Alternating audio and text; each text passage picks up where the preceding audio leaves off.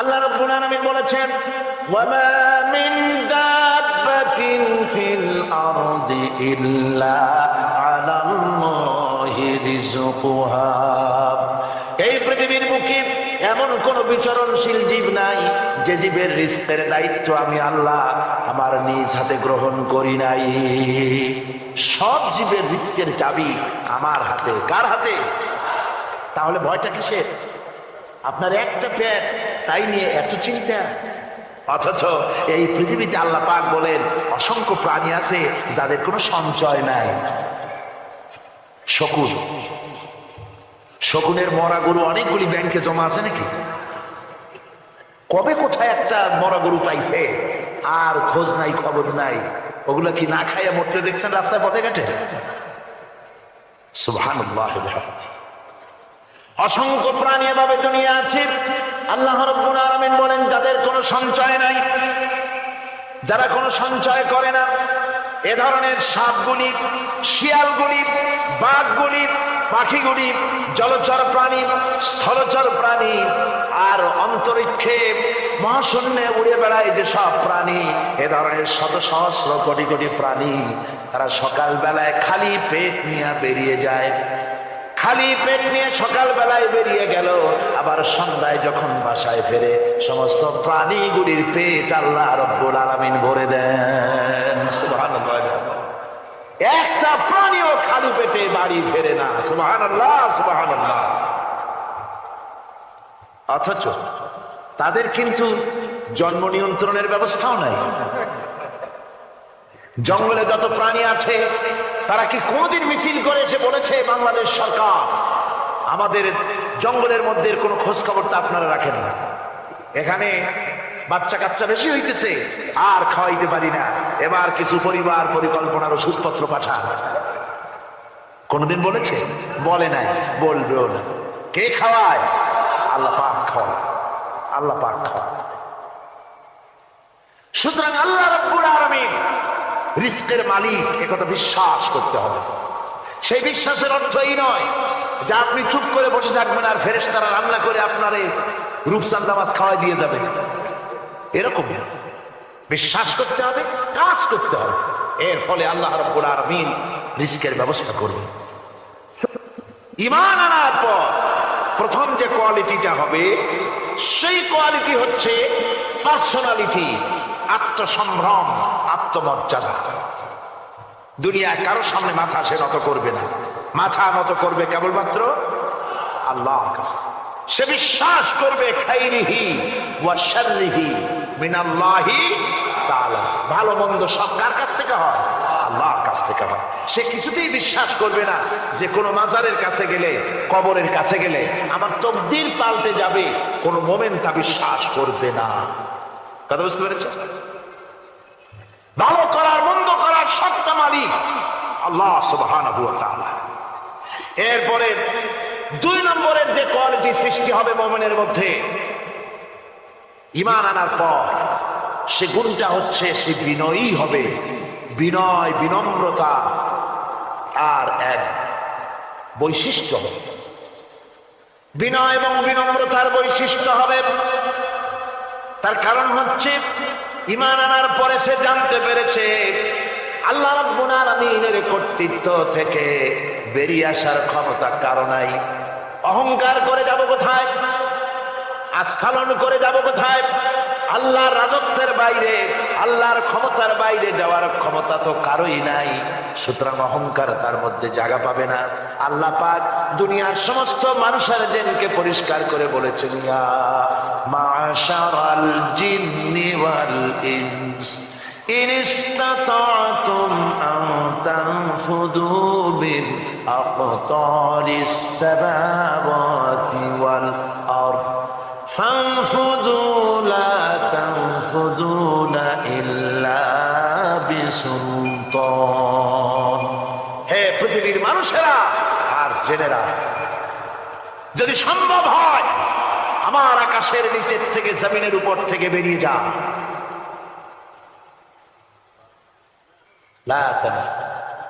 বেরিয়ে যেতে পারবে না। আমি আকাশ এবং জমিন থেকে যদি সম্ভব করতে পারো বেরিয়ে যা। আর যদি কোনো আকাশ থাকে তার নিচে যা, আর যদি কোনো জমিন থাকে তার উপরে যাও। এমন দেশ যদি পাও যেখানে আমার আলো ছাড়া কোনো আলো আছে, আমার বাতাস ছাড়া কোনো বাতাস আছে, আমার চাঁদ সূর্য ছাড়া কোনো চাঁদ সূর্য আছে, যাও সেখানে। আল্লাহ রাব্বুল আলামিন বলেন নাই এরকম যাওয়ার কোনো উপায় নাই। আমি আল্লাহ রাব্বুল আলামিন আকাশ আর জমিন দিয়ে প্যাকেট করে রেখেছি, আটকায় রেখেছি। আমার রাজত্ব থেকে, আমার ক্ষমতা থেকে, আমার কর্তৃত্ব থেকে বেরিয়ে যাওয়ার ক্ষমতা কোনো মানুষের নাই, কোনো জেনের নাই, কোনো প্রাণীর নাই। সুবহানাল্লাহ। মানুষ হচ্ছে অহংকার কিসের হবে? তোমরা হচ্ছে ফকির। আল্লাহ পাক বলছেন ওয়াল্লাহুল গনিয়্যু ওয়া আনতুমুল ফুকারা। আল্লাহ হচ্ছেন গনি। আল্লাহ কি? গনি, বেনিয়াস, বেপরোয়া। ফাআলুল লিমা ইউরিদ, যা খুশি তাই করে, কারো মুখাপেক্ষী তিনি নন। কোরআনে কারীমে রব্বুল আলামিন বলেছেন নবী আপনি আমার ব্যাপারে, আমার গুণাবলীর ব্যাপারে বলুন। কুল হুয়াল্লাহু আহাদ। পড়েন সবাই, কুল হুয়াল্লাহু আহাদ আল্লাহুস সামাদ লাম ইয়ালিদ ওয়া লাম ইউলাদ ওয়া লাম ইয়াকুল লাহু কুফুয়ান আহাদ। আল্লাহ পাক বলেন বান্দারে, ও আমার নবী আপনি বলুন আল্লাহ পাক এক এবং একক, তিনি নিরঙ্কুশ, তিনি বেনিয়াস, তিনি কারো মুখাপেক্ষী নন, তিনি কাউকে জন্ম দেন নাই, তাকেও কেউ জন্ম দেয়নি। আকাশ এবং জমিনে আল্লাহর সমকক্ষ কেউ নাই। তোমরা হচ্ছ ফকির আর আমি আল্লাহ হচ্ছে বেনিয়াস। লিল্লাহি মা ফিস সামাওয়াতি ওয়া মা ফিল আরদ। আকাশে যা আছে, জমিনে যা আছে, সব আল্লাহ। সব কার? আল্লাহ পাকের। সুতরাং কিসের অহংকার, কিসের বাদবাড়ি? মানুষ পেছনের কথা ভুলে যায়, মোটেই চিন্তা করে না। একটু আগে যারা ক্ষমতায় ছিল আজকে তারা ক্ষমতা হারা। আজকে যারা ক্ষমতায় এলো তারা আবার ক্ষমতা মস্তদে বসে দুনিয়ার সব বিপদ আপদ ভুলে যায়। কি করে আরো বেশি লুটপাট করা যায়, আরো বেশি মানুষকে শোষণ করা যায়, মানুষ এই চিন্তাই করে। অহংকারে, ক্ষমতার দর্পে ফেটে পড়ে, চিন্তা করে না পেছনের কথা। আল্লাহ রাব্বুল আলামিন বলেন যারা নাকি মুমিন বান্দাদের বিনয় এবং বিনম্রতা তাদের মধ্যে সৃষ্টি হয়ে যাবে, তার কারণ হলো আল্লাহ পাক বলেছেন ওয়ালা তামশি ফিল আরদি মারহান ইন্নাকা লান তাখরিকাল আরদা ওয়া লান তাবলুগাল জিবালা তুলা। ওয়ালা তামশি ফিল আরদি মারহান, আমার জমিনের উপরে অহংকার করে পা ফেলো না। তুমি কি পারবে অহংকার করে আমার জমিনটাকে বাটাই দিতে? কি বলেন, পারা যাবে? অহংকার করে জমিনের উপরে লাথি মারেন জোরে, জমিন ফাটবে? ফাটবে না, আপনার পা ছিঁড়ে যাবে। আপনি কি পারবেন অহংকার করে পাহাড়ের উচ্চতা লাফ দিয়ে ছাড়াই যেতে পারবেন? তাও পারবেন। সুতরাং আল্লাহ পাকের উপরে ঈমান আনলে পরে তাদের মাথা এভাবে নত হয়ে যায়, অহংকার তাদের মধ্যে জায়গা পায় না। অহংকার কিসের? কিসের অহংকার তোমার? মানুষ তার জন্মের কথা, কোরআনে কারীম বলে মানুষ কি তার জন্মের কথা স্মরণ করে না? তোমার তো এমন অবস্থা ছিল দুনিয়ায় উল্লেখযোগ্য বিষয়বস্তু হিসাবে তুমি পরিগণিত ছিলে না। তুমি হচ্ছ, তোমার জন্মের উৎস কথা হচ্ছে এক ফোঁটা নাপাক পানি, এমন নাপাক পানি যা শরীর থেকে নির্গত হলে পরে গোসল করা ওয়াজিব হয়ে যায়। এমন এক ফোঁটা নাপাক পানি যার জন্মের উৎস, তার আবার অহংকার কিসে? পৃথিবীতে অহংকার যারাই করলো আল্লাহ পাক তাদেরকে ভালো করে দেখায় দিলেন। নমরুদকে দেখায়ছেন, ফেরাউনকে দেখায়ছেন, যুগের ছোট ছোট নমরুদ ফেরাউন যেখানে যেখানে খুদে খুদে ফেরাউন হয়েছে আল্লাহ সকলকেই দেখিয়ে দিয়েছেন। দেন নাই? দেখিয়ে দিয়েছেন। সুতরাং মাথা নিচু করে চলতে হবে। বিদ্যার বড়াই করা চলবে না। কত লেখাপড়া করেছো তুমি? এমএ পাস করেছো, তাতে কি হয়েছে? সবেমাত্র বর্ণবোধ পড়েছো, জ্ঞানের রাজ্যে পা ঢুকিয়েছো, এখনো কিছু শেখনি। টাইটেল পাস করেছো তো কি হয়েছে, কদ্দুর শিখেছো? নিউটনের মতো মানুষ মৃত্যুর সময় বললেন, জ্ঞান সমুদ্রের বেলাভূমিতে দাঁড়িয়ে সামান্য বালু কণা নিয়ে নাড়াচাড়া করলাম, অথই সমুদ্রের কিছুই দেখতে পারলাম না।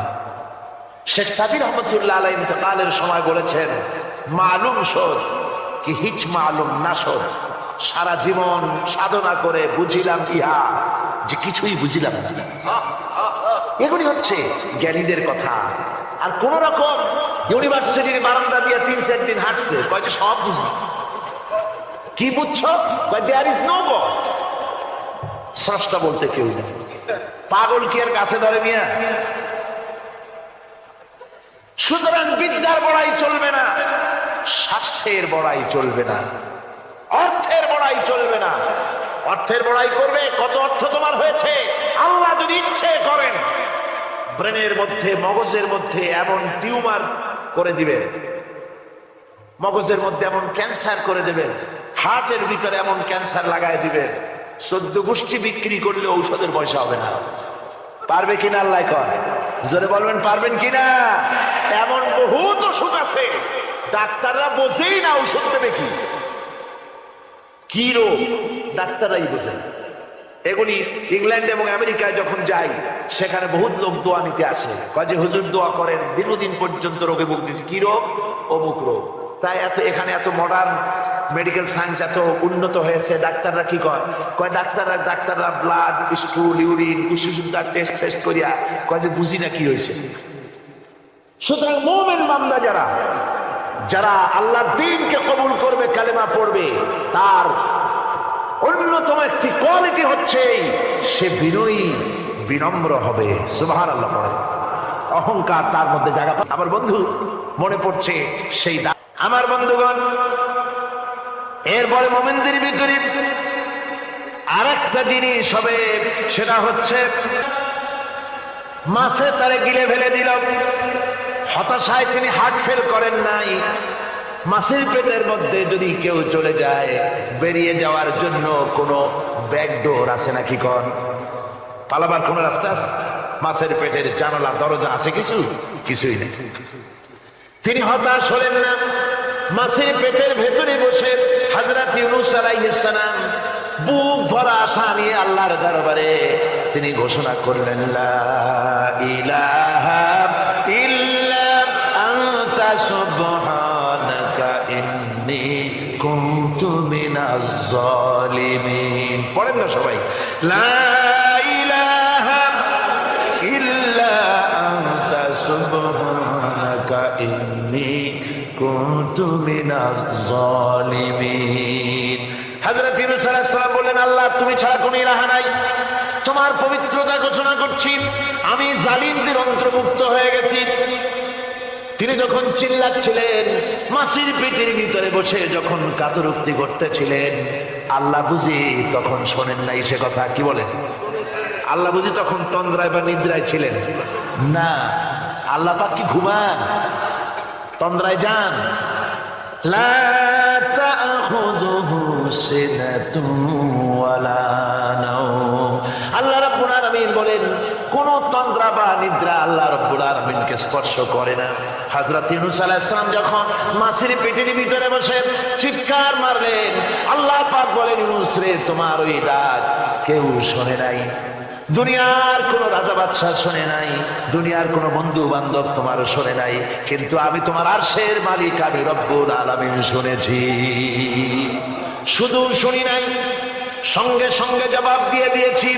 ফাস্তাজাবনা লাহু ওয়া নাজ্জাইনাহু মিনাল গাম্মি। পড়েন, ফাস্তাজাবনা লাহু ওয়া নাজ্জাইনাহু মিনাল গাম্মি ওয়া কাযালিকা নুনজিল মুমিনিন। আল্লাহ পাক বলেন, আমি জবাব দিলাম। মাছের পেটের ভিতরে বেদনা শুরু হয়ে গেল, মাছ আর তলদেশে শুয়ে থাকতে পারলো না, সাঁতরাতে পারলো না, মাছ ভেসে উঠল উপরে। পেটের যন্ত্রণায় মাছ কিনারায় চলে এসে বমি করে দিতে পারলে যেন বাঁচি, এই অবস্থা মাছের হলো। কিনারায় চলে এলো, বমি করে ইউনূস আলাইহিস সালামকে ফেলে দিল। মাছও বাঁচলো, ইউনূস আলাইহিস সালামও বাঁচলো।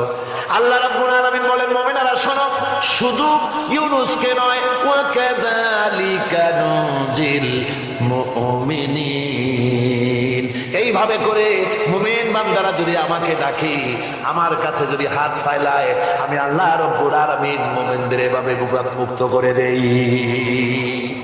আল্লাহ পাক বিপদ মুক্ত করে দেন। ওয়া মান ইয়াত্তাকিল্লাহা ইয়াজআল লাহু মাখরাজা, আল্লাহকে যে ভয় করে আল্লাহ তার জন্য রাস্তা খুলে দেন। জোরে কোন সুবহানাল্লাহ।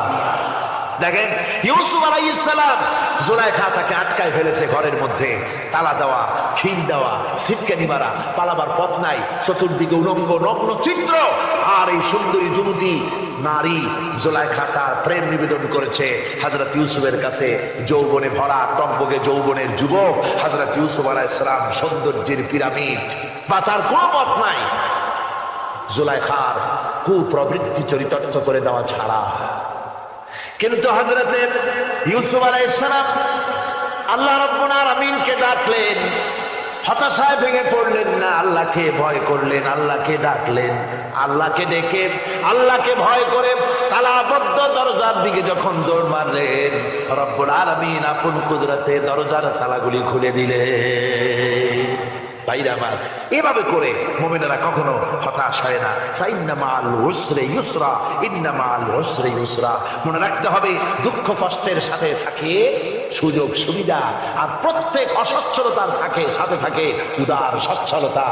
এই এর কোনো বিপরীত কখন আছে? وَإِذَا سَأَلَكَ عِبَادِي عَنِّي فَإِنِّي قَرِيبٌ। আল্লাহ পাক বলে, বান্দা যখন আমাকে ডাকে, আমি বান্দার একদম নিকটে, তার ঘাড়ের চাইতেও নিকটে। ওয়া নাহানু আকরাবু ইলাইহি মিন হাবলিল ওয়ারিদ। আমি আমার বান্দার সারা যে রবের উপরে তার মাথা, এর থেকেও আমি আমার বান্দার বেশি নিকটে। সুবহানাল্লাহ পড়ে। আমি তোমার কাছে, আমার কাছে মাপ চাও, যত বড় গুনাহ হোক। ওয়া ক্বালা রাব্বুকুম উদউনি আস্তাজিব লাকুম। তোমার প্রভু তোমাকে ডেকে বলেছে, আমাকে ডাকো, আমি মাফ করে দেবো। সুবহানাল্লাহ। কত বড় কথা, আমাকে ডাকো, নিরাশ হয়েও না, হতাশ হয়েও না। আল্লাহ গজব বেশি না রহমত বেশি? আল্লাহর রহমত বেশি। হাদিসে কুদসির ভিতরে এসেছে, আল্লাহ পাক বলেছেন, কোন বান্দা যদি আমার দিকে এক বিগত অগ্রসর হয়, আমার রহমত তার দিকে এক হাত এগিয়ে যায়। কোন বান্দা যদি আমার দিকে হেঁটে আসে, আমার রহমত তার দিকে দৌড়ে যায়। বান্দা যখন আল্লাহর দরবারে দুহাত উঁচু করে চোখের পানি ফেলে দেয়, মুসলিম শরীফের হাদিসের ভিতরে এসেছে, গভীর রাত্রে, রাতের তৃতীয় অংশে আল্লাহ রাব্বুল আলামিন প্রথম আকাশে আসেন আর দেখে বলেন, পৃথিবীতে আছো নাকি কেউ গুনাহ করে জীবন বরবাদ করে দিয়েছো, আমার কাছে মাপ চাও। ঋণগ্রস্ত আছো, অসুস্থ আছো, অপমানিত আছো, কে আছো মাজলুম, আমাকে ডাকো, আমার কাছে বলো, আমি ডাকের সাড়া দেব, জীবনের আশা পূরণ করে দেব। ওই সময় যেই সমস্ত লোকেরা কাঁদে তাহাজ্জুদের নামাজ পড়ে, আল্লাহ জিজ্ঞেস করেন ফেরেশতারা, অমুক অমুক দেশে অমুক অমুক বান্দারা কাঁদে কেন? ফেরেশতারা বলে, রব্বুল আলামিন তুমি তো ভালো করে জানো। আল্লাহ বলেন, জানি, তবুও তোমাদের মুখে শুনতে চাই। তারা বলে, রব্বুল আলামিন তোমার এই বান্দা গুনাহ করেছে, গুনার জন্য মাপ চায়, জাহান্নাম থেকে বাঁচতে চায়। আল্লাহ পাক বলেন, ফেরেশতারা আমার এই বান্দারা আমারে দেখেছে নাকি? বলে দেখে নাই। বলে আমার দোজখ দেখেছে নাকি? বলে না, তাও দেখে নাই। আমার বেহেশত দেখেছে নাকি? বলে না, তাও দেখে নাই। আল্লাহ পাক বলেন, ফেরেশতারা সাক্ষী থাকো, ওরা আমাকে দেখে নাই, আমার বেহেশত দোজখ কিছুই দেখে নাই, শুধুমাত্র আমার নবীর কথা, আমার কোরআনের কথা বিশ্বাস করে আরামের ঘুমকে হারাম করে যেভাবে তারা কাঁদতেছে, সাক্ষী থেকে যাও ফেরেশতারা, আমার রহমতের দরিয়ায় জোশ মেরেছে, আমার ওই ক্রন্দনরত বান্দাগুলিকে আমি আল্লাহ মাফ করে দিলাম। সুতরাং মুমিন বান্দা যারা, আল্লাহর মুমিন বান্দা যারা, এই ঈমানের কোয়ালিটি, এটাও হতাশায় নিরাশায় ভেঙে পড়বে না। গুনাহ তো মানুষই করে, গুনাহ হয়ে গেছে, মাপ চাও। তোমার গুনাহ কদ্দূর? তোমার গুনাহ যদি হয় পাহাড় সমান, আল্লাহর রহমত আকাশ সমান।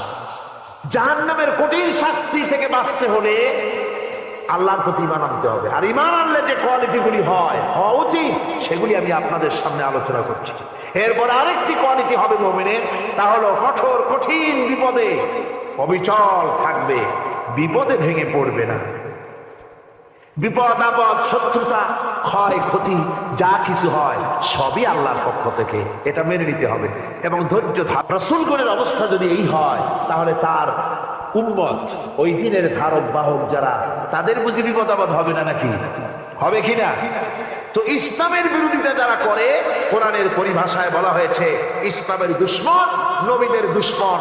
দুনিয়ার সব পাপিষ্ঠ আর অপরাধ প্রবণ লোকেরাই ইসলামের দুশমন হয়, নবীদের দুশমন হয়। আজও দেখেন, আজও তাকিয়ে দেখেন, ইসলামী আন্দোলনের বিরোধিতা যারা করে তারা পাপিষ্ঠ চরিত্রের কিনা তাকায় দেখেন, খুঁজে দেখেন, সর্বত্র খুঁজে দেখুন, খুঁজে দেখুন। যারা ইসলামী আন্দোলনের বিরোধিতা করে, যারা ইসলামকে মিটিয়ে দেওয়ার চেষ্টা করতেছে, যারা ইসলামকে মৌলবাদ বলে, ইসলামকে সাম্প্রদায়িক বলে, কোরআনে কারীমের কথা কত স্পষ্ট যে নবীদের দুশমন হয়, ইসলামের দুশমন হয় মুজরিম লোকেরা, অপরাধ প্রবণ আর পাপিষ্ঠ লোকেরা। আজও আমরা দেখতে পাই এই শ্রেণীর লোকেরা পাপিষ্ঠ এবং সবচাইতে সমাজের নিকৃষ্ট ধরনের চরিত্রহীন লোক। নামাজ নাই। আপনি খুঁজে দেখেন ইসলামী আন্দোলনের বিরোধিতা যারা করছে, যারা নেতৃত্ব দিচ্ছে, নামাজ নাই, রোজা নাই, চরিত্র নাই, হজ নাই, যাকাত নাই, মদ, জুয়া, জেনা, ব্যভিচার ইত্যাদিতে লিপ্ত। চেহারা দেখলে ছেলেপেলেরা 2 গ্লাস পানি খায় ভর ছোটে। কথা ঠিক কিনা কর? এই হলো অবস্থা। মারে কেন? মুমিনদেরকে, পয়গম্বরদেরকে, সাহাবীদেরকে এবং ঈমানদারদেরকে মারে কেন? তার কারণ হচ্ছে আল্লাহ রাব্বুল আলামিন বলেছেন, ওয়া মা নাকামু মিনহুম ইল্লা আইয়ুমিনু বিল্লাহিল আজিজিল হামিদ। কাফিররা ঈমানদার লোকদেরকে অন্য কোন অপরাধী নির্যাতন চালায় না, নির্যাতন চালায় শুধু এই কারণে যেহেতু মুমিন লোকেরা পরাক্রমশালী, আল্লাহ রাব্বুল আলামিনের দ্বীনকে কায়েম করতে চায়, তার উপরে ঈমান এনেছে, এই কারণেই তারা মারে। ঠিক কিনা কর? যুগে যুগে নবীদের উপরে, সাহাবীদের উপরে যে অত্যাচার হয়েছে, সে অত্যাচার এই কারণেই হয়েছে, অন্য কোনো কারণে নয়। এই কঠিন বিপদে অবিচলতা এবং ধৈর্যের দৃষ্টান্ত নবীগণ পেশ করেছেন পৃথিবীর বুকে। আমরা দেখেছি ইব্রাহিম আলাইহিস সালামকে আগুনে ফেলানো হয়েছে, আছে না কোরআন শরীফে? আমি কিন্তু গল্প করতেছি না, সব কোরআনের কথা। কিসের কথা? ইব্রাহিম আলাইহিস সালামকে আগুনে ফেলানো হচ্ছে। অপরাধ কি? অপরাধ হচ্ছে হযরত ইব্রাহিম আলাইহিস সালাম দাওয়াত দিয়েছেন, লা ইলাহা ইল্লাল্লাহ। জোরে পড়েন, লা ইলাহা ইল্লাল্লাহ, লা ইলাহা, লা ইলাহা ইল্লাল্লাহ মুহাম্মাদুর রাসূলুল্লাহ। হযরত ইব্রাহিম আলাইহিস সালাম দ্বীনের দাওয়াত দিয়েছেন, এক আল্লাহর দাওয়াত দিয়েছেন, ঈমানের দাওয়াত দিয়েছেন। আর কোন অপরাধ ছিল না। নমরুদ সহ্য করতে পারল না। কোরআনে কারীমের মধ্যে সব কথাগুলি আল্লাহ পাক এই জন্য বিধৃত করেছেন, এই জন্য কোরআনে কারীমের মধ্যে সব কথা উঠায় দিয়েছেন, যাতে করে মুমিনেরা বিপদ আসলে পরে যেন ঘাবড়ে না যায়। ইব্রাহিম আলাইহিস সালামকে আগুনে ফেলানো হচ্ছে। ফেরেশতা বলছে, ইব্রাহিম তোমারে আগুনে ফেলায় দেওয়া হতেছে, আমার কাছে সাহায্য চাও, আমার কাছে ক্ষমতা আছে, আগুনগুলো উঠাইয়া নমরুদের বংশ জ্বালায় দেব। হযরত ইব্রাহিম ফেরেশতার কাছে সাহায্য চাইছিলেন নাকি? তিনি বললেন, ফেরেশতা তোমার কাছে সাহায্য কেন চাইব? আমি তো এমন কোন অন্ধ আল্লাহর ইবাদত করি না যেই অন্ধ স্রষ্টা তার গোলামের দুঃখ দুর্দশা না দেখেন। আমি তোমার কাছে সাহায্য চাইব না। হযরত ইব্রাহিম আলাইহিস সালাম পাশ করলেন। কি বলেন, পাশ করছেন না? ঈমানের পরীক্ষায় পাশ। আগুনের মধ্যে হযরত ইব্রাহিমকে যখন ফেলানো হচ্ছে, রব্বুল আলামিন আগুনের প্রতি নির্দেশ করে দিলেন, ইয়া নারু কুনি বারদাও ওয়া সালামান আলা ইব্রাহিম। আগুন আমার ইব্রাহিমের জন্য শান্তিদায়ক, ঠান্ডা হয়ে যাও। এখন কি আর আগুনের বাপের ক্ষমতা আছে ইব্রাহিমের পোড়ানো? আর ক্ষমতা নাই। আমার বন্ধুগণ, ইব্রাহিম আগুনের ভিতরে আরামে বসা আছেন, আর ওদিকে নমরুদ বসে বসে দেখতেছে দূর থেকে ইব্রাহিম তো জ্বলে না, গায়ের মধ্যে আগুন জ্বলে গেল। ডাক দিয়া কয়, আগুন তোর হলো কি? কেন জ্বালাইতে পারিস না আমার দুশ্মন রে? হলোটা কি তোর? তোর কি জ্বালানো শক্তি বন্ধ হয়ে গেল নাকি? আগুনের ভিতর থেকে জবাব এলো, নমরুদ রে, আমার ভিতরে জ্বালানো শক্তি আছে কি নাই যদি প্রমাণ করতে চাও, টেস্ট করতে চাও, তুই নিজে আয়, তোরে শুদ্ধ তামাম দুনিয়া জ্বালাই দিতে পারি, ইব্রাহিমের এক গাছা পশম জ্বালাই দিতে পারি না। তার কারণ হচ্ছে আমি হচ্ছি মাখলুক, আল্লাহ হচ্ছেন খালিক। আল্লাহ আমাকে বলেছেন না জ্বালাতে, তুমি 1000 বার বললেও আমি ইব্রাহিমকে জ্বালাইতে পারবো না। কোরআনে কারিমে ঘটনা বলে মুমিনদেরকে সাহস দেওয়া হচ্ছে, মুমিনেরা দ্বীনের কাজ করতে গিয়ে বিপদ আবাজ আসবে, ইমানের দাবি হলো বিপদ আসবে, আর বিপদ আসলে ঘাবড়ায় যেও না, মুসিবতে পড়ে চিন্তায় পেরেশানে হয়রান হয়ে যেও না। বিশ্বকবি আল্লামা ইকবাল কি সুন্দর করে বলেছেন, আজ ভি হো জু ইব্রাহিম কা ইমা পয়দা আগ কর সকতি হ্যায় এক আন্দাজ গুলিস্তান পয়দা। ইব্রাহিমের ইমান যদি আজিও কোথাও হয় বিদ্যমান, করতে পারেন অগ্নিকুণ্ডে খুবসুরত এক গুলিস্তান। আজও যদি আগুনের ভিতরে কোন নমরুদ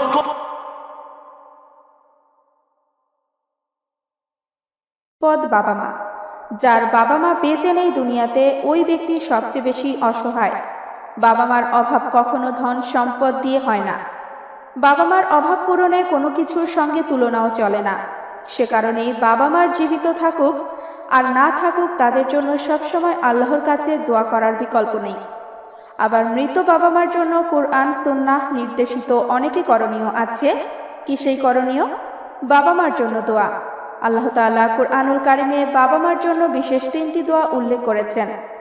বাবা জীবিত থাকুক আর না থাকুক, তাদের জন্য সব সময় কুরআনে বর্ণিত দোয়াগুলো জরুরি।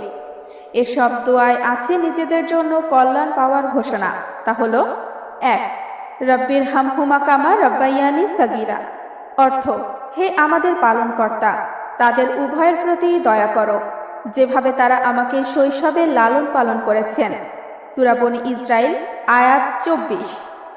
2, রব্বানা গফিরলি ওয়ালি ওয়ালিদাইয়া ওয়ালিল মুমিনিনা ইয়াওয়ামা ইয়াকুমুল হিসাব। অর্থ, হে আমাদের রব, যেদিন হিসাব কায়েম হবে সেদিন আপনি আমাকে, আমার বাবা মাকে ও মুমিনদেরকে ক্ষমা করে দেবেন। সূরা ইব্রাহিম আয়াত 4। রব্বিগফিরলি ওয়ালি ওয়ালিদাইয়া ওয়ালিমান দাখালা বাইতিয়া মুমিনাও ওয়ালিল মুমিনিনা ওয়াল মুমিনাত ওয়ালা তাজিদিজ যালিমিনা ইল্লা তাবারা। অর্থ, হে আমার রব, আমাকে, আমার বাবা মাকে, যে আমার ঘরে ঈমানদার হয়ে প্রবেশ করবে, তাকে এবং মুমিন নারী পুরুষকে ক্ষমা করুন, আর আপনি জালিমদের ধ্বংস ছাড়া আর কিছুই বাড়িয়ে দেবেন না। সূরা নূহ আয়াত 28। বাবা মার জন্য করণীয়। দুনিয়ার সবচেয়ে মধুময় শব্দ বাবা ও মা। শব্দ দুটির কোনো পরিমাপ বা তুলনা হয় না, কেননা প্রতিটি বাবা মা সন্তানের জন্য যে অকৃত্রিম ভালো ও শ্রম দেন তা পরিমাপ করার কোনো উপায় নেই। সে কারণে বাবা মার জন্য সন্তানের রয়েছে বেশ কিছু করণীয়। তা হলো 1, বাবা মার জন্য দান সদকাহ করা। বাবা মা বেঁচে থাকতে সন্তানের যত্ন নিতে গিয়ে কিংবা কোনো কারণে দান সদকাহ করে যেতে পারেননি, অথবা বেঁচে থাকলে হয়তো আরো বেশি দান সদকাহ করতেন, সেজন্য বাবা মার পক্ষ থেকে সন্তানের উচিত বেশি বেশি দান করা। হাদিসে এসেছে, হযরত আয়েশা রাদিয়াল্লাহু তাআলা আনহা বর্ণনা করেছেন, এক ব্যক্তি রাসূলুল্লাহ সাল্লাল্লাহু আলাইহি ওয়াসাল্লামের কাছে এসে বলল, হে আল্লাহর রাসূল, হঠাৎ করে আমার মা মারা গেছেন এবং কোনো ওয়াসিয়ত করে যেতে পারেননি। আমার মনে হয় তিনি যদি কথা বলতে পারতেন তাহলে ওয়াসিয়ত করে যেতেন। এখন আমি যদি তার পক্ষ থেকে সদকাহ করি তাহলে কি তিনি এর সওয়াব পাবেন? উত্তরে তিনি বললেন, হ্যাঁ। সুতরাং বাবা মার জন্য সদকায়ে জারিয়া করাই উত্তম। তা হতে পারে পানির কূপ খনন করা, নলকূপ বসানো, দ্বীনি মাদ্রাসা প্রতিষ্ঠা, কুরআন শিক্ষার জন্য মক্তব ও প্রতিষ্ঠান তৈরি করা, স্থায়ী জনকল্যাণমূলক কাজ করা ইত্যাদি কাজ করা। 2. বাবা মার জন্য রোজা রাখা। বাবা মা জীবিত নেই, যদি তাদের কোনো মানতের বা কাজা রোজা থাকে তবে তাদের পক্ষ থেকে এ রোজা পালন করার নির্দেশ রয়েছে হাদিসে। এতে তাদের মানতের ও কাজা রোজা আদায় হয়ে যাবে। এছাড়াও সন্তানরা তাদের উদ্দেশ্যে যে কোনো দিনে রোজা রাখতে পারেন। হাদিসে এসেছে, হযরত আয়েশা রাদিয়াল্লাহু তাআলা আনহা বর্ণনা করেন, রাসূলুল্লাহ সাল্লাল্লাহু আলাইহি ওয়াসাল্লাম বলেছেন, রোজার কাজা রেখে যদি কোনো ব্যক্তি মারা যায় তবে তার অভিভাবক, রেখে যাওয়া সন্তান বা আপনজন তার পক্ষ থেকে সওম বা রোজা আদায় করবে। বুখারী। তবে অনেক ইসলামিক স্কলার বাবা মার জন্য সন্তানের রোজা রাখার বিষয়ে শুধু ফরজ ও ওয়াজিব রোজা রাখার বিষয়টি নির্ধারণ করেছেন, নফল রোজা রাখার ব্যাপারে কোনো প্রমাণ যায়নি বলে মন্তব্য করেছেন। 3. বাবা মার জন্য হজ ও ওমরাহ করা। বাবা মার পক্ষ থেকে হজ ও ওমরাহ করা। বাবা মার উদ্দেশ্যে হজ ও ওমরাহ করলে তা আদায় হয়ে যাবে। হাদিসে এসেছে, হযরত ইবনে আব্বাস রাদিয়াল্লাহু আনহু বলেছেন, জুহাইনা গোত্রের এক নারী রাসূলুল্লাহ সাল্লাল্লাহু আলাইহি ওয়াসাল্লামের কাছে এসে বললেন, আমার মা হজের মান্নত করেছিলেন, তবে তিনি হজ করার আগেই ইন্তেকাল করেছেন। আমি কি তার পক্ষ থেকে হজ করতে পারি? রাসূলুল্লাহ সাল্লাল্লাহু আলাইহি ওয়াসাল্লাম বললেন, তার পক্ষ থেকে তুমি হজ আদায় করো। তুমি এ ব্যাপারে কি মনে করো যে যদি তোমার মার ওপর কোনো ঋণ থাকতো তাহলে তুমি কি তা আদায় করতে না? সুতরাং আল্লাহর হক হজের মান্নত আদায় করে দাও, কেননা আল্লাহর হকই সবচেয়ে বেশি আদায়যোগ্য। বুখারী। তবে বাবা মার পক্ষ থেকে হজ আদায় করার আগে নিজের হজ বা ওমরাহ আদায় করতে হবে। নিজের হজ ওমরাহ আদায়ের পর বাবা মার পক্ষ থেকে হজ ও ওমরাহ আদায় করবে। 4. বাবা মার জন্য কুরবানি। মৃত বাবা মার জন্য সওয়াবের উদ্দেশ্যে বাবা মার পক্ষ থেকে সন্তানরা কুরবানি করতে পারবে, তাতে তারা সওয়াবের অধিকারী হবে। হাদিসে এসেছে, হযরত আয়েশা রাদিয়াল্লাহু আনহা বর্ণনা করেন, রাসূলুল্লাহ সাল্লাল্লাহু আলাইহি ওয়াসাল্লাম কুরবানি করার জন্য 2 শিং বিশিষ্ট দুম্বা আনতে আদেশ দেন, যেটি কালোর মধ্যে চলাফেরা করত। সেটির পায়ের গোড়া কালো ছিল, কালোর মধ্যে শুইত, পেটের নিম্নাংশ কালো ছিল আর কালোর মধ্য দিয়ে দেখত, চোখের চারিদিকে কালো ছিল। সেটি আনা হলে তিনি আয়েশা রাদিয়াল্লাহু আনহাকে বললেন, ছুরিটি নিয়ে এসো। তারপর বললেন, ওটা পাথরে ধার দাও। আমি হযরত আয়েশা ধার দিলাম। পরে তিনি সেটি নিলেন এবং দুম্বাটি ধরে শোয়ালেন। অতঃপর সেটা জবেহ করলেন এবং বললেন, আল্লাহর নামে জবাই করছি, হে আল্লাহ, তুমি মুহাম্মদ পরিবার ও তার উম্মতের পক্ষ থেকে এটা কবুল করে নাও। এরপর এটা কোরবানি করেন। মুসলিম। 5. বাবা মার ওয়াসিয়ত পূরণ করা। বাবা মা যদি ইসলামের শরীয়ত সম্মত কোনো ওয়াসিয়ত করে যান তবে তা পূরণ করা সন্তানের ওপর আবশ্যিক। হাদিসে এসেছে, হযরত শারিদ রাদিয়াল্লাহু আনহু বর্ণনা করেন, তার মা তাকে তার মায়ের পক্ষ থেকে একজন মুমিন দাসী আজাদ করার জন্য ওসিয়ত করে যান। তিনি রাসূলুল্লাহ সাল্লাল্লাহু আলাইহি ওয়াসাল্লামের কাছে উপস্থিত হয়ে বললেন, হে আল্লাহর রাসূল, আমার মা তার মৃত্যুর সময় তার পক্ষে একজন মুমিন দাসী আজাদ করার জন্য ওসিয়ত করে গেছেন। এখন আমার কাছে হাবশের নুবিয়া অঞ্চলের একজন দাসী আছে। এরপর আগের হাদিসে অনুরূপ বর্ণিত হয়েছে, তা হলো, তখন রাসূলুল্লাহ সাল্লাল্লাহু আলাইহি ওয়াসাল্লাম বললেন, তাকে আমার কাছে নিয়ে আসো। রাবী বলেন, তখন আমি তাকে নিয়ে আসো। রাসূলুল্লাহ সাল্লাল্লাহু আলাইহি ওয়াসাল্লাম তাকে জিজ্ঞাসা করেন, আল্লাহ কোথায়? সে বললেন, আসমানে। এরপর তিনি জিজ্ঞাসা করেন, আমি কে?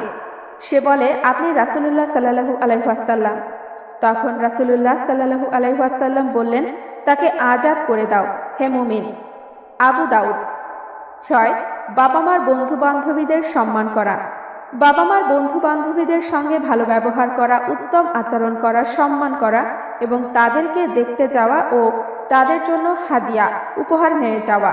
হাদিসে এসেছে, হযরত আব্দুল্লাহ ইবনে ওমর রাদিয়াল্লাহু আনহু বর্ণনা করেন, মক্কার এক রাস্তায় আব্দুল্লাহ ইবনে ওমর রাদিয়াল্লাহু আনহুর সঙ্গে এক বেদুইনের দেখা হলো। আব্দুল্লাহ রাদিয়াল্লাহু আনহু তাকে সালাম দিলেন এবং তিনি যে গাধার পিঠে আরোহণ করতেন সে গাধাটি তাকে আরোহণের জন্য দিয়ে দিলেন। তিনি তার মাথায় পাগড়িটিও তাকে দান করলেন। তখন উপস্থিত আব্দুল্লাহ ইবনে দিনার রহমাতুল্লাহি আলাইহি তাকে বললেন যে আমরা তাকে বললাম, আল্লাহ আপনার কল্যাণ করুন, বেদুইনরা তো অল্পেই সন্তুষ্ট হয়ে যায়, এত দেওয়ার প্রয়োজন কি ছিল? তখন হযরত আব্দুল্লাহ ইবনে ওমর রাদিয়াল্লাহু আনহু বললেন, এই ব্যক্তির বাবা ওমর ইবনুল খাত্তাব রাদিয়াল্লাহু আনহুর বন্ধু ছিলেন। আর আমি রাসূলুল্লাহ সাল্লাল্লাহু আলাইহি ওয়াসাল্লামকে বলতে শুনেছি যে কোনো ব্যক্তির সর্বোত্তম নেকির কাজ হচ্ছে তার বাবার বন্ধুর সঙ্গে সহমর্মিতার সম্পর্ক বজায় রাখা। মুসলিম। ৭. বাবা মার আত্মীয়দের সঙ্গে সুসম্পর্ক রাখা। বাবা মার আত্মীয়দের সঙ্গে সুসম্পর্ক বজায় রাখা সন্তানের একান্ত দায়িত্ব ও কর্তব্য। হযরত আব্দুল্লাহ ইবনে ওমর রাদিয়াল্লাহু আনহু থেকে বর্ণিত হাদিসে বিশ্বনবী বলেছেন, যে ব্যক্তি তার বাবার সঙ্গে কবরে সুসম্পর্ক প্রতিষ্ঠা করতে ভালোবাসে সে যেন বাবার মৃত্যুর পর তার ভাইদের সাথে সুসম্পর্ক রাখে। ইবন হিব্বান। ৮. বাবা মার ঋণ পরিশোধ করা। দুনিয়াতে বেঁচে থাকাকালীন সময়ে বাবা মা কোনো ঋণ করার পর তা পরিশোধ করার আগে মারা গেলে সন্তানের জন্য আবশ্যক বাবা মার ঋণ পরিশোধ করা, কেননা রাসূলুল্লাহ সাল্লাল্লাহু আলাইহি ওয়াসাল্লাম ঋণ পরিশোধ করার বিষয়ে বিশেষ গুরুত্ব দিয়েছেন। হাদিসে এসেছে, হযরত আবু হুরায়রা রাদিয়াল্লাহু আনহু বর্ণনা করেন, রাসূলুল্লাহ সাল্লাল্লাহু আলাইহি ওয়াসাল্লাম বলেছেন, মুমিন ব্যক্তির রূহ তার ঋণের কারণে ঝুলন্ত অবস্থায় থাকে যতক্ষণ না পরিশোধ করা হয়। ইবনে মাজাহ। এমনকি ঋণ পরিশোধ না করার কারণে জান্নাতে যাওয়ার পথও বন্ধ হয়ে যায় যদি সে আল্লাহর রাস্তায় শহীদও হয়। হাদিসে এসেছে, যতক্ষণ পর্যন্ত বান্দার ঋণ পরিশোধ না করা হবে ততক্ষণ পর্যন্ত জান্নাতে প্রবেশ করতে পারবে না। নাসাই, তাবরানী, মুস্তাদরাকে হাকিম। ৯. বাবা মার কাফফারা আদায় করা। শপথ, ভুলকৃত হত্যাসহ যে কোনো কারণে যদি বাবা মার কাফফারা বাকি থাকে তবে তা আদায় করা সন্তানের একান্ত দায়িত্ব ও কর্তব্য। হাদিসে এসেছে, হযরত আবু হুরায়রা রাদিয়াল্লাহু আনহু বর্ণনা করেন, এক ব্যক্তি রাসূলুল্লাহ সাল্লাল্লাহু আলাইহি ওয়াসাল্লামের কাছে গভীর রাত পর্যন্ত দেরি করে ইশার নামাজ পড়ে। এরপর তার পরিবারের কাছে গিয়ে দেখে যে বাচ্চারা ঘুমিয়ে পড়েছে। তার স্ত্রী তার খাবার নিয়ে এলে সে সন্তানদের কারণে কসম করল যে সে খাবে না। পরে তার ভাবান্তর ঘটল এবং সে খেয়ে নিল। তারপর সে রাসূলুল্লাহ সাল্লাল্লাহু আলাইহি ওয়াসাল্লামের কাছে আসে ও তাকে এই ঘটনা বলে। রাসূলুল্লাহ সাল্লাল্লাহু আলাইহি ওয়াসাল্লাম বললেন, যে ব্যক্তি কোনো বিষয়ে কসম করে পরে তার বিপরীতটিকে তা থেকে উত্তম মনে করে সে যেন তা করে ফেলে এবং নিজের কসমের কাফফারা দেয়। মুসলিম। কাফফারার এই বিধান জীবিত মৃত সবার জন্য সমভাবে প্রযোজ্য। যদি কোনো বাবা মার এরকম কোনো কাফফারা বাকি থাকে তবে সন্তানের ওপর তা আদায় করা আবশ্যক। ১০. বাবা মার জন্য ক্ষমা প্রার্থনা করা। বাবা মার জন্য আল্লাহর কাছে বেশি বেশি ক্ষমা প্রার্থনা করা গুরুত্বপূর্ণ আমল। সন্তান বাবা মার জন্য ক্ষমা প্রার্থনা করলে আল্লাহ তাআলা তাদের মর্যাদা বাড়িয়ে দেন। হাদিসে এসেছে, হযরত আবু হুরায়রা রাদিয়াল্লাহু আনহু বর্ণনা করেন, মৃত্যুর পর কোনো বান্দার মর্যাদা বাড়িয়ে দেওয়া হয়। তখন সে বলে, হে আমার রব, আমি তো এত মর্যাদার আমল করিনি, কিভাবে এই আমল এলো? তখন বলা হবে, তোমার সন্তান তোমার জন্য ক্ষমা প্রার্থনা করায় এই মর্যাদা তুমি পেয়েছো। আদাবুল মুফরাদ। ১১. বাবা মার কবর জিয়ারত করা। বাবা মার কবর জিয়ারত করা সন্তানের একান্ত দায়িত্ব ও কর্তব্য। এর মাধ্যমে সন্তান এবং বাবা মা উভয়ই উপকৃত হয়। হাদিসে এসেছে, হযরত সুলাইমান ইবনে বুরাইদা রাহমাতুল্লাহ আলাইহি তার বাবার সূত্রে বর্ণনা করেন, রাসূলুল্লাহ সাল্লাল্লাহু আলাইহি ওয়াসাল্লাম বলেছেন, আমি তোমাদের কবর জিয়ারত করতে নিষেধ করেছিলাম। মুহাম্মদ সাল্লাল্লাহু আলাইহি ওয়াসাল্লামকে তার মায়ের কবর জিয়ারত করার অনুমতি দেওয়া হয়েছে। সুতরাং তোমরা কবর জিয়ারত করো, কেননা তা পরকালের কথা স্মরণ করিয়ে দেয়। তিরমিজি। তবে কবর জিয়ারতকে কোনো দিনকে নির্দিষ্ট না করা উত্তম। কবর জিয়ারত করার সময় এই দোয়া পড়া, আসসালামু আলাইকুম আহলা দিয়ারে মিনাল মুমিনিনা ওয়াল মুসলিমিনা ওয়া ইন্না ইনশাআল্লাহু লা লাহিকুনা আসআলুল্লাহু লানা ওয়া লাকুমুল আফিয়াতি। হে কবরবাসী, ইমানদার মুসলিমগণ, তোমাদের প্রতি শান্তি বর্ষিত হোক। আল্লাহর ইচ্ছায় আমরাও তোমাদের সাথে মিলিত হব। আমি আমাদের ও তোমাদের জন্য আল্লাহর কাছে নিরাপত্তার আবেদন জানাচ্ছি। ১২. কোনো গুনাহের কাজ করে গেলে তা বন্ধ করা। বাবা মা বেঁচে থাকতে কোনো গুনাহের কাজের সিদ্ধান্ত নিয়ে থাকলে বা চালু করে গেলে তা বন্ধ করা আবশ্যক। হাদিসে এসেছে, হযরত আবু হুরায়রা রাদিয়াল্লাহু আনহু বর্ণনা করেন, রাসূলুল্লাহ সাল্লাল্লাহু আলাইহি ওয়াসাল্লাম বলেছেন, যে লোক সঠিক পথের দিকে ডাকে তার জন্য সে পথের অনুসারীদের প্রতিদানের সমান প্রতিদান রয়েছে। এতে তাদের প্রতিদান হতে সামান্য ঘাটতি হবে না। আর যে লোক বিভ্রান্তির দিকে ডাকে তার ওপর সে রাস্তার অনুসারীদের পাপের অনুরূপ পাপ বর্তাবে। এতে তাদের পাপ রাশি সামান্য হালকা হবে না। মুসলিম। আল্লাহ তাআলা মুসলিম উম্মাহকে জীবিত মৃত বাবা মার জন্য বেশি বেশি দোয়া করা, বাবা মার মৃত্যুর পর হাদিসে নির্দেশিত করণীয়গুলো যথাযথভাবে পালন করার তৌফিক দান করুন। আমিন। বন্ধুরা, ভিডিওটি কেমন লাগলো কমেন্ট বক্সে লিখে জানাবেন এবং কোন ধরনের ভিডিও দেখতে চান তাও জানাবেন। নতুন নতুন ভিডিও পেলে চ্যানেলটি সাবস্ক্রাইব করে সাথেই থাকুন। বন্ধুরা, ভিডিওটি কেমন লাগলো কমেন্টস বক্সে লিখে জানাবেন এবং কোন ধরনের ভিডিও দেখতে চান তাও জানাবেন। ধন্যবাদ এতক্ষণ